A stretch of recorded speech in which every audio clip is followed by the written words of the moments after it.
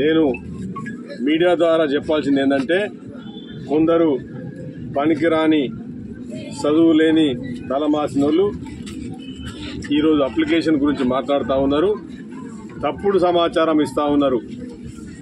జాగ్రత్త. నేను చెప్పేది ఒకటే, హెచ్చరిస్తున్నా అనుకోండి, మీరు ఏదైనా అనుకోండి, ఈ మదన్ మోహన్ వదిలిపెట్టాడు. అన్యాయంగా పేదోడికి ఏదైనా జరిగినా కానీ అప్లికేషన్లో కొందరు, ఆయన పేరుతో బీజేపీ నాయకుడు ఉన్నాడు, మనం నిలబడింది, డిపాజిట్ కూడా పోయింది, ప్రజలు తీసుకొచ్చి బయట కొట్టిర్రు, అయినా ఆయనకి ఇంకా మత్తు దిగుతలేదు.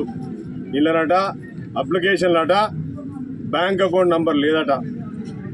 బాబు చదువుకోవాలి కదా, బ్యాంక్ అకౌంట్ నంబర్ అనేది ఆధార్ కార్డుకు లింక్ అయి ఉంటుంది.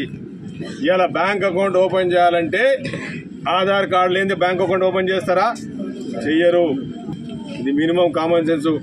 మరి మాట్లాడే ముందు, అరే నువ్వే మాట్లాడుతున్నావు 6 గ్యారంటీ పథకాల గురించి, పొద్దున మొన్ననే వీడియో పెట్టినావు కదా, 6 గ్యారంటీలు మొన్నటిదాకా ప్రచారం చేసిపోయినావు కదా, ఇలా వీడియోలు ఉన్నది కదా,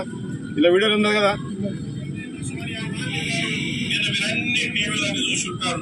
మీరు కూడా మీటింగ్ రావడం జరిగింది, ఇంకా రాని వారు కూడా టీవీలలో చూసుంటారు. తల్లులారా, మహాలక్ష్మి పథకము ఆడవారి కోసం, మా నియాసుడు అక్క చెల్లెలకు తల్లుల కోసం మహాలక్ష్మి అనే పథకం తీసుకొచ్చి నెలకు 2,500 రూపాయలు మహాలక్ష్మి పథకం కింద మీకు ఇస్తామని చెప్పేసి నిన్న చెప్పడం. ఇది ఇట్లాంటి నాయకులు కూడా మాట్లాడుతూ ఉన్నారు. కనుక ఏం కన్ఫ్యూజన్ చేయొద్దు.